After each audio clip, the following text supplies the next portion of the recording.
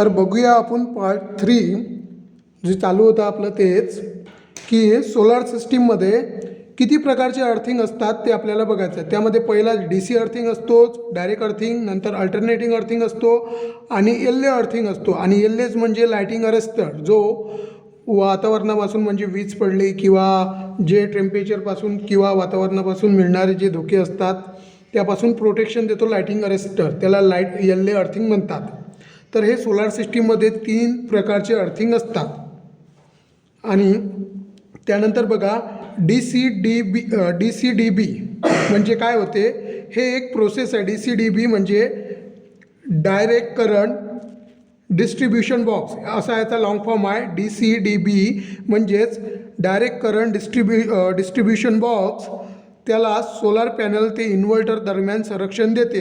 त्यानंतर ACDB म्हणजेच alternating current distribution box, याचे लॉंग फॉर्मसुद्धा विचारू शकतात तुम्हाला आणि त्यांचं कामसुद्धा विचारू शकतात. हे इन्व्हर्टर ते लोड किंवा ग्रीड दरम्यान संरक्षण देते, हे याचे काम आहे त्या बॉक्सचे. त्यानंतर बघा, त्यानंतर असं येऊ शकते तुम्हाला की बॅटरीचे सोलार कंपनीमध्ये किंवा सोलार सिस्टीममध्ये कोणकोणत्या प्रकारच्या बॅटरी वापरल्या जातात, तर यावर तुम्हाला माहीत असणं आवश्यक आहे. लीड ॲसिड बॅटरी वापरतात, त्यानंतर ट्युब्युलर बॅटरी वापरतात, लिथियम आयन बॅटरी वापरतात, त्याचसोबत LFP बॅटरी असतात, लिथियम फेरस फॉस्फेट, आणि या बॅटरीचा सर्वात जास्त म्हणजे सर्वाधिक वापर केलेला असतो. त्यानंतर बघा, त्यानंतरचा जो भाग राहणार की सोलार चार्ज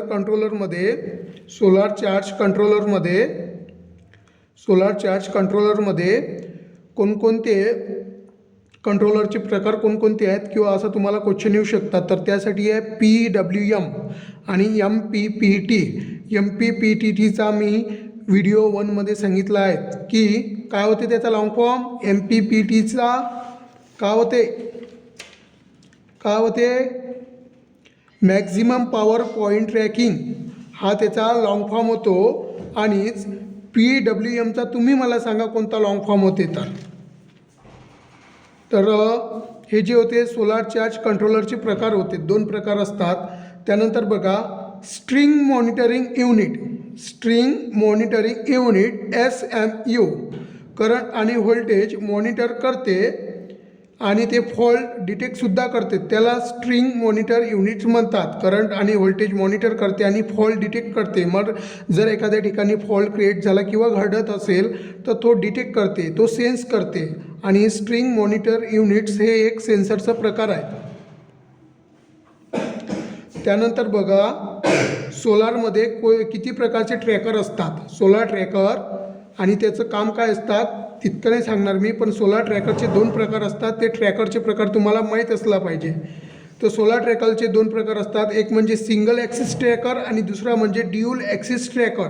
हे दोन्ही तुम्हाला माहीत असायला हवं. सोलार सिस्टीममध्ये असतात, हे सोलार कंपनीमध्ये सुद्धा असतात. त्यानंतर सोलार पॅनल कनेक्शनसुद्धा असतात. सोलार पॅनल कनेक्शन व्हिडिओ 2मध्ये सांगितलं मी. जर सोलार पॅनल कनेक्शन हे सिरीजमध्ये जोडलं तर व्होल्टेज जास्त मिळतो आणि सोलार पॅनल कनेक्शन हे पॅरललमध्ये जोडलं तर आपल्याला करंट जास्त मिळतो. तर त्यानंतर बघा सोलार मॉड्यूल टेस्ट ही कशामार्फत घेतली जाते किंवा कशाने मोजली जाते. सोलार मॉड्यूल टेस्ट म्हणजे काय, क्लॅम्प मीटर, यामध्ये स्ट्रिंग व्होल्टेज मोजले जातात. त्यानंतर DC व्होल्टमीटरमध्ये तुमचं व्होल्टेज मापले जाते. मल्टीमीटरमध्ये करंट, व्होल्टेज, रेझिस्टन्स हे सुद्धा आपण मापू शकतो. त्यानंतर बघा IR थर्मोमीटर, यामध्ये तुमचं जे तापमानातील काही फरक असला त्या सर्व गोष्टी या थर्मोमीटरमध्ये मापू शकतो आपण. नंतर बघा हॉटस्पॉट म्हणजे काय.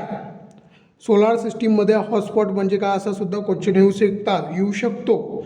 तर हॉटस्पॉट म्हणजे आपल्या मोबाईलचं नाही, जे आपण मित्राला शेअर करतो ते हॉटस्पॉट नाही आहे, हे वेगळं हॉटस्पॉट आहे. ते बघा हॉटस्पॉट म्हणजे सेलवर धूळ, सावली किंवा नुकसान झाल्यास त्या भागात तापमान वाढते आणि त्यालाच हॉटस्पॉट म्हणतात.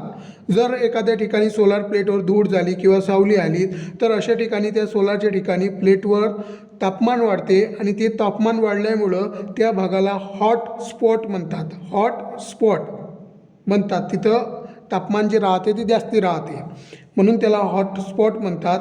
त्यानंतर बघा हॉट डीप गॅल्वनाइज आयरन, त्यालाच शॉर्टली HDGI सुद्धा म्हणतात. हॉट डीप गॅल्वनाइज आयरन त्याला शॉर्टली HDGI सुद्धा म्हणतात. आणि याचं जे हे आहेत ॲल्युमिनियम सोलार स्ट्रक्चरल मटेरियलसाठी याचा वापर केला जातो. हॉट डीप गॅल्वनाइज आयरन आणि ॲल्युमिनियम याचा सोलार स्ट्रक्चर जे राहतात ते मटेरियल जे बनवतात ते या दोन मटेरियलपासून बनवलं जातं. हॉट डीप गॅल्वनाइज आयरन आणि ॲल्युमिनियम हे जे दोन धातू आहेत, मटेरियल आहे, यापासून ते बनवलेलं राहतं स्ट्रक्चर. जे आयरनचं राहते, जे सोलार प्लेटचे जे काठावरचे जे हे राहतात ना लोखंडासारख्या, त्या ह्या दोन धातूपासून बनवलेल्या असतात. हॉट डीप गॅल्वनाइज आयरन आणि ॲल्युमिनियम यापासून. त्यानंतर बघा इन्व्हर्टर डिग्रेडिंग म्हणजे काय असा क्वेश्चन येऊ शकतो. तर बघा इन्व्हर्टर डिग्रेडिंगचं काम बघा, उच्च तापमान किंवा कमी ग्रीड व्होल्टेज आलं, उच्च तापमान आणि कमी ग्रीड व्होल्टेज प्राप्त झालं किंवा जास्त लोडमुळे इन्व्हर्टर आपली पॉवर जी आहे ते कमी करतो आणि यालाच डिग्रेडिंग म्हणतात. इन्व्हर्टर डिग्रेडिंग म्हणतात. कशाला म्हणतात? जर उच्च तापमान झालं किंवा कमी ग्रीड व्होल्टेज झालं किंवा जास्त लोडमुळे इन्व्हर्टर आपली पॉवर कमी करतो, यालाच डिग्रेडिंग व्होल्टेज किंवा इन्व्हर्टर डिग्रेडिंग पॉईंट म्हणतात. हे लक्षात ठेवायचं. आणि त्यानंतर थोडं मला हा सुद्धा क्वेश्चन विचारला होता, जेव्हा माझा इंटरव्ह्यू झाला तेव्हा मला हा सुद्धा क्वेश्चन विचारला होता. हा थोडंसं टेक्निकल सिलेबसचा आहे. टेक्निकल म्हणजेच इंजिनिअरिंग लेवलचा किंवा डिप्लोमा किंवा ITI लेवलचा आपण म्हणू शकतो आणि आहे तो. तर तो सुद्धा मला विचारला होता, तो तुम्हाला माहीत असणं आवश्यक आहे. तर सर्वप्रथम सांगतो मी तुम्हाला, true power, apparent power, reactive power हा तुमचा इलेक्ट्रिकलचा भाग आहे, इलेक्ट्रिकल इंजिनिअरिंगमधला. तर यावर सुद्धा प्रश्न येतो. मला प्रश्न असा विचारला होता त्यांनी, HR सिस्टीमने किंवा मॅनेजरनी, ट्रू पॉवर किलोवॅट आणि KVA मध्ये कोणता फरक आहेत असा त्यांनी प्रश्न विचारला, किंवा ते कोणत्या एनर्जीपासून आहेत, तर असा प्रश्न विचारला होता मला. तर सर्वप्रथम मी सांगतो, ट्रू पॉवर हा किलोवॅटमध्ये मोजला जातो. ॲपरंट पॉवर जो आहे किलो वोल्ट ॲम्पियरमध्ये मोजला जातो. तर रिॲक्टिव्ह पॉवर आहे तो किलो वोल्ट ॲम्पियर रिॲक्टिव्ह यामध्ये मोजला जातो. हे याचे SI युनिट आहे. जे शेवटचे दिसते तुम्हाला हे याचे SI युनिट आहेत. तर बघा ट्रू पॉवर, बघा ट्रू पॉवरलाच आपण ॲव्हरेज पॉवर म्हणू शकतो किंवा अजून खूप नावे आहेत. याचे नाव मला आठवून नाही राहिले. ट्रू पॉवरचे तर भरपूर सारे नाव आहेत. आणि बघा ट्रू पॉवर म्हणजे मोटर फिरणे किंवा फिरवणे, बल्ब पेटवणे किंवा हीटर तापवणे, यासाठी जी ऊर्जा लागते किंवा एनर्जी वेस्ट होते, कन्झ्युम करते डिव्हाइस, त्याला ट्रू पॉवर म्हणतात. म्हणजेच वास्तविकता जर सांगायचं झालं तर तुमचा मोबाईल हा 100% चार्ज केल्यानंतर तो 100% राहत नाही, कमी होत जाते. जितका आपण वापर करतो तितकाच. त्यालाच ट्रू पॉवर म्हणायचं, खरी एनर्जी म्हणायची किंवा खरी शक्ती म्हणायची. आणि याचा जो फॉर्म्युला असतो kilo volt ampere upon power factor, kilo volt ampere upon power factor किंवा kilo volt ampere upon time power upon factor, असं सुद्धा याचा फॉर्म्युला असू शकते आहे. तर बघा त्यानंतर बघा ॲपरंट पॉवर कशाला म्हणायचं ते सुद्धा मी सांगतोय. ॲपरंट पॉवर जे आहेत ट्रान्सफॉर्मर किंवा जनरेटर किंवा EPS सिस्टीम, ह्या जर सर्व सिस्टीम आहेत, ह्या सिस्टीममध्ये जेव्हा किलोवॅट ॲम्पियरची रेटिंग दिलेली असतो ट्रान्सफॉर्मरवर, जर सपोज किलोवॅट ॲम्पियरची रेटिंग हे 100 दिली आहे ट्रान्सफॉर्मरची, 100 किलोवॅट ॲम्पियर हे ट्रान्सफॉर्मरची रेटिंग दिली आहे. जर वास्तविक पाहता त्याची ट्रू पॉवर किती आहे, जर ते ट्रू पॉवर आपल्याला काढायची झाली तर म्हणजे ही त्याची ॲपरंट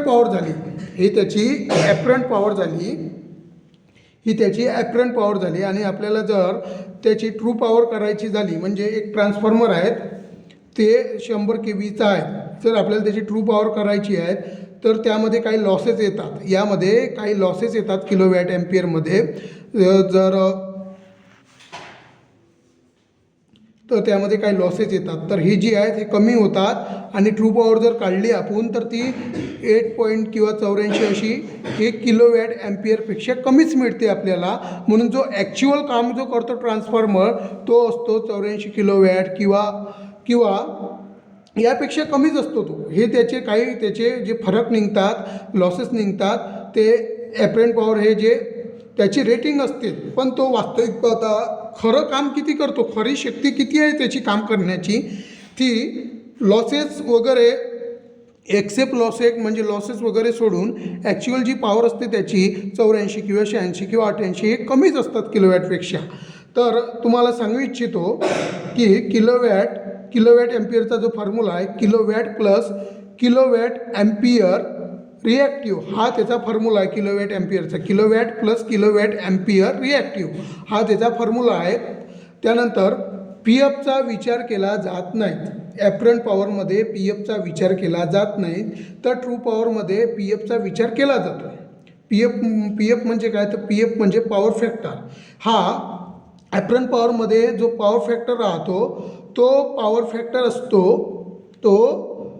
फॅक्टर असतो ॲपरंट पॉवरमध्ये 0.8 आणि ट्रू पॉवरमध्ये पॉवर फॅक्टर जो असतो तो पॉवर फॅक्टर असतो 1. तर गुड पॉवर फॅक्टर कोणता आहे, 1. Power factor always be unity. Power factor should be always unity. Power factor हा कसा असायला पाहिजे, युनिटीज म्हणजे 1 असायला पाहिजे. तेव्हा कुठं लॉसेस हे कमी असतात, म्हणजेच ॲपरंट पॉवर आणि ट्रू पॉवर हे सारखे असतात. पण तुम्ही कोणतेही ट्रान्सफॉर्मर असो, जनरेटर असो किंवा UPS सिस्टीम असो कोणती, तर त्यामध्ये पॉवर फॅक्टर जो राहतो तो कमीच राहतो. 0.8, 0.7, 0.6 जास्तही कमी नसायला हवा, किंवा 0.9सुद्धा असू शकतो, पण युनिटी नसतोच किलोवोल्ट ॲम्पियरमध्ये. तर त्यामुळे जे लॉसेस येतात ते लॉसेस येतात पॉवर फॅक्टरमुळे. आणि जो तिची रेटिंग दिलेली असते 100 रेटिंग, पॉवर फॅक्टर कमी असल्यामुळे त्याची जर आपण ट्रू पॉवर काढली तर ती कमीच येते, 100पेक्षा कमीच येते. म्हणून त्याचं वास्तविक काम जे राहते ट्रू पॉवर जर काढली आपण ट्रान्सफॉर्मरची किंवा जनरेटरची, ती कमीच भरते दिलेल्या किलोवॅट ॲम्पियर रेटिंगपेक्षा. आणि पॉवर फॅक्टर ॲपरंट पॉवरमध्ये पॉवर फॅक्टरचा विचार केला जात नाहीत. ॲपरंट पॉवरमध्ये विदाऊट पॉवर फॅक्टर तुम्हाला रेटिंग दिली राहतो, म्हणून ते केव्हाचाही ट्रू पॉवरपेक्षा जास्तच दिलेली असते. त्यानंतर बघा रिॲक्टिव्ह पॉवर. तर रिॲक्टिव्ह पॉवर अशी असते मित्रांनो की या दोघांपासून जी एनर्जी मिळते ते रिॲक्टिव्ह पॉवर असते. दोघांपासून जी असतात आपल्याला, म्हणजे तुम्हाला एक उदाहरण देतो मी, त्यावरून तुमच्या लक्षात येणार. जर तुम्ही एखाद्या वेळेस बसले म्हणजे तुमची पार्टी असली किंवा तुमचं जे काही असेल ते वेगळा अर्थ काढू नका तुम्ही, किंवा बसले तुम्ही, जर तुम्ही सपोज कोको कोला घेतला किंवा असं पदार्थ घेतलं किंवा असं ड्रिंक घेतलं तुम्ही की ज्यामध्ये पहिले तर एक ग्लास आहे, या ग्लासमध्ये तुम्ही कोका कोला टाकली. कोका कोला वास्तविक पाहता एवढाच, आणि तुम्ही त्याला हलवतात, झाकण काढल्यानंतर हलवतात, तो फेस निघतो आणि तो बलबल जो राहतो फेस एवढा राहतो. आणि हा जो राहतो हा कोको कोल्याचं जे खरी वॉटर आहे ते राहतं. तर याला आपण का म्हणू आपण ट्रू पॉवर. जे खरी राहते पाणी ते कोणतं झालं, ट्रू पॉवर म्हणू आपण याला, ट्रू पॉवर. आणि जो फक्त फेस राहतो कोको कोल्याचा त्याला काय म्हणू आपण, ॲपरंट पॉवर म्हणू. याला काय म्हणू, ॲपरंट पॉवर. आणि ॲपरंट पॉवरलाच काय म्हणतो आपण, apparent power is also known as imaginary power. Apparent पॉवरला का म्हणतो, इमॅजिनरी पॉवरसुद्धा म्हणतो आपण. इमॅजिनरी पॉवर म्हणजे फक्त तो दिसतो आपल्याला, पण वास्तविक तो नसतो. ॲक्च्युअली तो नसतो, फक्त तो आपल्याला दिसतो, त्याला आपण ॲपरंट पॉवर म्हणतो. ट्रू पॉवर असा पॉवर जो वास्तविक पाहता आहे आणि त्याचा आपण वापर करू शकतो. आपण फेस पितो का किंवा खातो का असं नाही होत. आपण काय पितो, ट्रू पॉवर म्हणजेच कोको कोल्याचं जे काळं पाणी राहतं किंवा ते ड्रिंक राहते ती पितो. फेस पितो का, फेस नाही पित. म्हणून ॲपरंट पॉवर काय झाला आपल्याजवळचा, ॲपरंट पॉवर जो फेस राहतो तो ॲपरंट पॉवर, इमॅजिनरी पॉवर, फक्त तो दिसते. म्हणजे याला आपण बोल बच्चन म्हणू शकतो, जो बातें बड़ी बड़ी करते आणि काम छोटे छोटे करते. नाम बडे और दर्शन छोटे असं आहे ते. आणि ट्रू पॉवर कसं, जितका आहे तो वास्तविक तितकाच. आणि जेव्हा तुम्ही हे सर्व तुमचं झाल्यानंतर भेसही आल्यानंतर आणि जे कोको कोला पिल्यानंतर तुम्ही असंच करता का? फक्त ह्या फेसचे पैसे देत नाही का? पूर्ण कोको कोल्याचे पैसे देतात ना, म्हणजे फेसचे सुद्धा तुम्हाला द्यावं लागतो आणि कोको कोल्याचे सुद्धा द्यावं लागतो. तर त्याला आपण काय म्हणतो, पैसे देताना तुम्ही मात्र दोन्ही गोष्टीचे देतात. जो फेस येऊ किंवा ते हे येऊ, जे आहेत रेटिंग किंवा जी किंमत आहे ती पूर्ण किंमत तुम्हाला द्यावं लागतोच. त्यालाच आपण रिॲक्टिव्ह पॉवर म्हणतो. त्यालाच आपण रिॲक्टिव्ह पॉवर म्हणतोच. त्यालाच आपण रिॲक्टिव्ह पॉवर म्हणतोच. म्हणजे यावरून मी फक्त तुमची कन्सेप्ट क्लिअर करून देतो आहे. जर नाही समजलं किंवा कोणती काही अडचण आली तर नक्की मला सांगा. हा होता आपला लास्ट क्वेश्चन. इथे आपलं सोलारचं म्हणजे जे क्वेश्चन लेवल होती ते संपली. इतके माझ्याजवळ क्वेश्चन होते. या व्यतिरिक्त आहे माझ्याकडे. जर तुम्हाला लागत असेल तर नक्कीच सांगा, मी देण्याचा प्रयत्न करेल. जर व्हिडिओ आवडल्यास लाईक करा, शेअर करा, कमेंट करा आणि नक्कीच माझं जे चुकलं ते तुम्ही माझी चूक पकडलीच असाल मला आशा आहेत. ते चूक मला नक्की कमेंटमध्ये सांगा, कोणती चूक आहे ती आजची ते नक्की कमेंटमध्ये सांगा. तर इथे थांबतो. तर पुन्हा भेटूयात नेक्स्ट व्हिडिओमध्ये. धन्यवाद.